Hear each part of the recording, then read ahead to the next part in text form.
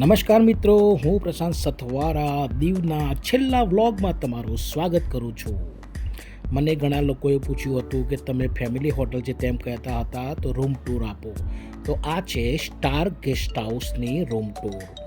રૂમમાં basic service તમને મળી જાય છે. એસી, પંખો, ડબલ બેડ, ટીવી અને નેટ એન્ડ ક્લીન ટોયલેટ.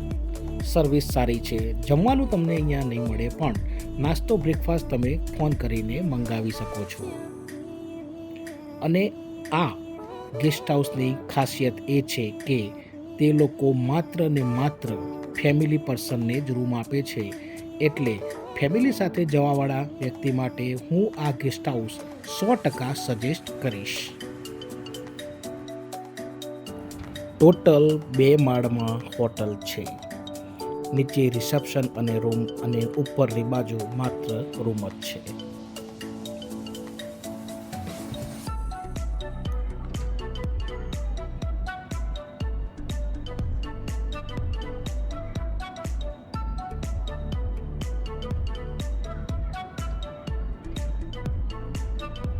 આ છે ગ્રાઉન્ડ ફ્લોર રૂમનો લોબી એરિયા. આ છે નાનું રિસેપ્શન.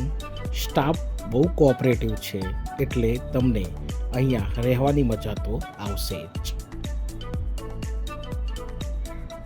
ખાસિયત એ છે કે દીવ માર્કેટથી એકદમ નજીક છે. તો મિત્રો, તમે પણ રૂમ અહીંયા બુક કરાવજો. ડિટેલ તમારી સામે છે.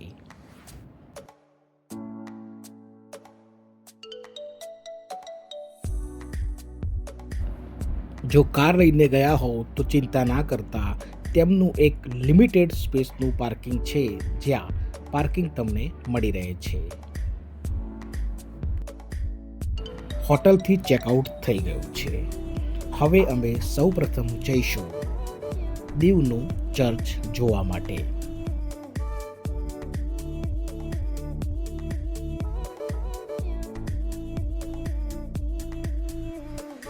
આ છે દીવનું સુપ્રસિદ્ધ ચર્ચ, સેન્ટ પોલ ચર્ચ. દરેક ચર્ચની જેમ અહીંયા પણ નકશીકામ જેવું તમને બાંધકામ જોવા મળશે. અને એકદમ શાંત વાતાવરણમાં આવેલું છે આ ચર્ચ. તો મિત્રો, આવો ત્યારે ચર્ચની એકવાર મુલાકાત જરૂરથી લેજો.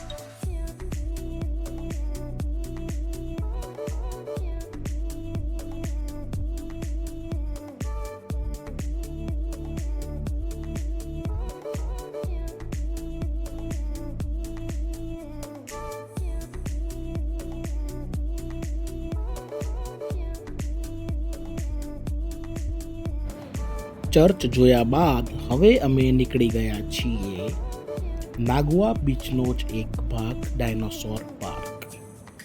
ડાયનોસોર પાર્ક નામ ઉપરથી તમને એવું લાગશે કે અહીંયા ડાયનોસોર હશે, પણ એવું નથી. આ જગ્યા ઉપર એક નાનું ગાર્ડન છે, જેમાં ડાયનોસોરના સ્ટેચ્યુ છે. પણ ખાસ વાત એ છે કે અહીંયાનો બીચ બહુ જ સુંદર છે. જ્યારે ભરતી હોય ત્યારે પાણી પથ્થર સાથે અથડાઈ અને જે ઉછળે છે, તેમાં જો તમે ફોટોગ્રાફીના શોખીન હો તો તમારા માટે આ જગ્યા બહુ જ સારી છે. અને અહીંયા અચૂક આવજો.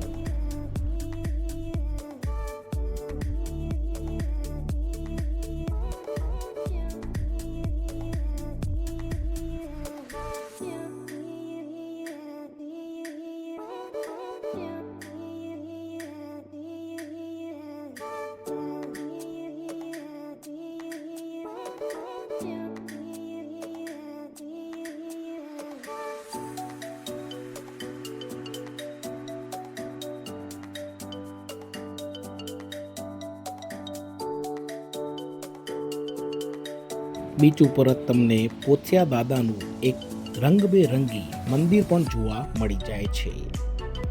અમે દર્શન કર્યા હતા, તમે પણ દર્શન કરી લો.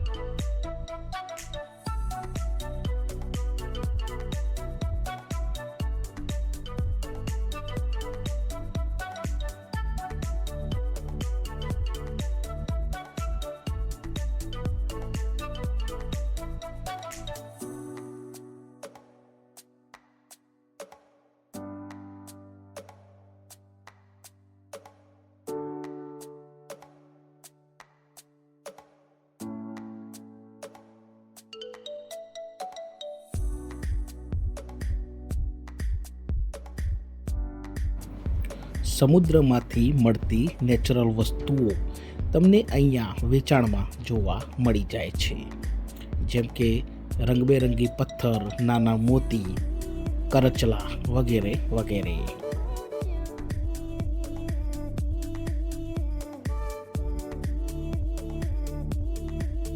આ છે ડાયનોસોર પાર્ક. ડાયનોસોરના 2 સ્ટેચ્યુ અહીંયા છે અને બાળકો માટે થોડી ઘણી એક્ટિવિટીની જગ્યા છે.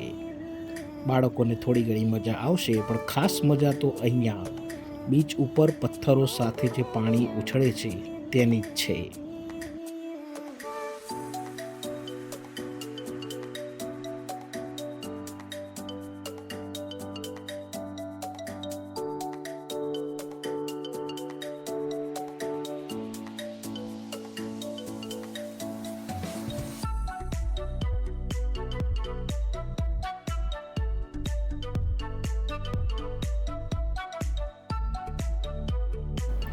આ બીચના કિનારે રેતીની સાથે સાથે તમને પથ્થરો પણ જોવા મળી જાય છે. પથ્થરોથી આ બીચ બહુ જ સુંદર લાગે છે.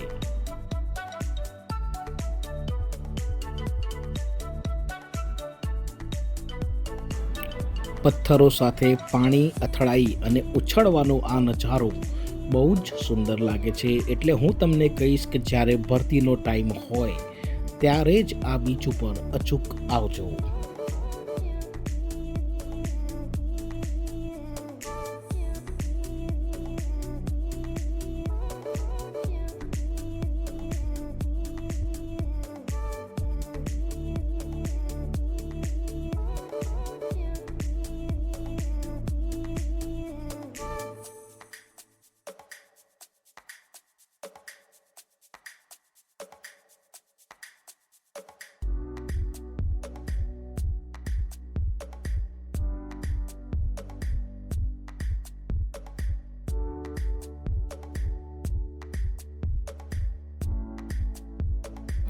દીવના અન્ય બીચ કરતાં અહીંનું પાણી એકદમ ચોખ્ખું છે. પથ્થરના કારણે અહીંયા તમને પાણી એકદમ ટ્રાન્સપરન્ટ દેખાશે.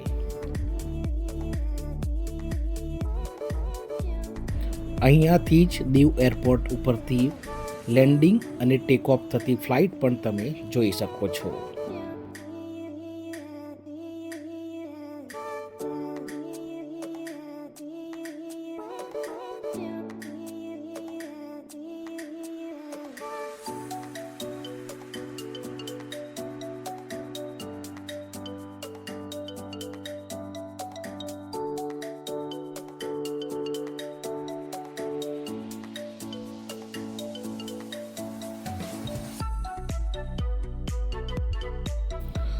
સામે જે એક્ટિવિટી થઈ રહેલો એરિયા છે તે છે નાગવા બીચ.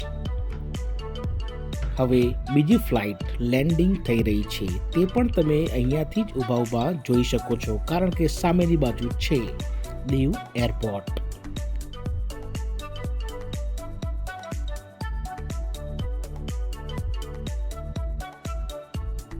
અમે નીકળતા સામે ઊભેલી લારીની ક્રિષ્ના પાણીપુરીની પાણીપુરી ખાધી હતી. ટેસ્ટ બહુ જ સારો હતો, એટલે રહેવાયું નહીં તો લગભગ 200 રૂપિયાની પાણીપુરી ખાઈ હવે અમે નીકળી રહ્યા છીએ ઘર તરફ.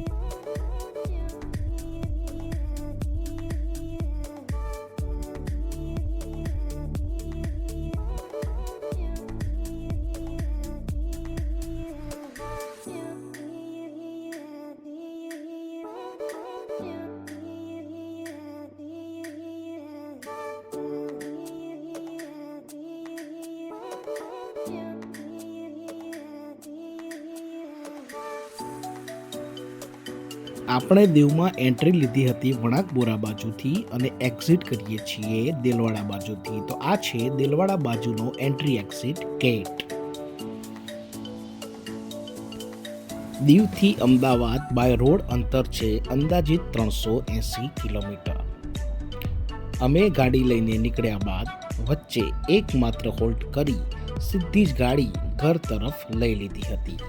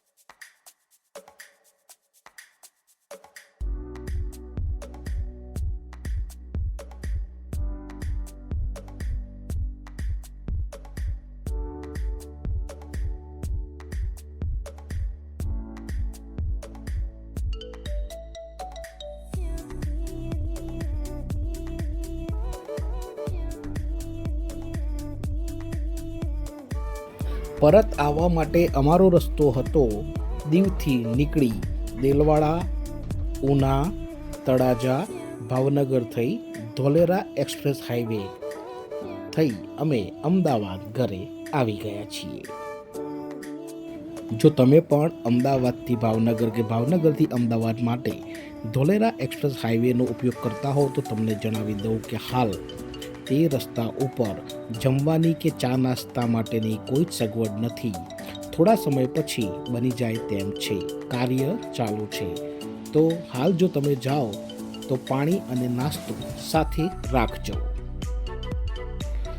બપોરે 12:30 કલાકે નીકળી સાંજે 7 વાગે અમે અમદાવાદ પહોંચી ગયા છીએ. શાંતિથી ડ્રાઈવ કર્યું હતું એટલે થોડો ટાઈમ વધારે લાગ્યો.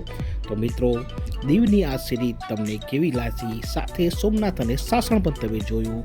જો મિત્રો વિડીયો તમને ગમ્યા હોય તો વિડીયોને લાઈક કરજો, નવા હો તો ચેનલ સબસ્ક્રાઈબ કરજો અને આવા જ વિડીયો માટે જોડાયેલા રહેજો.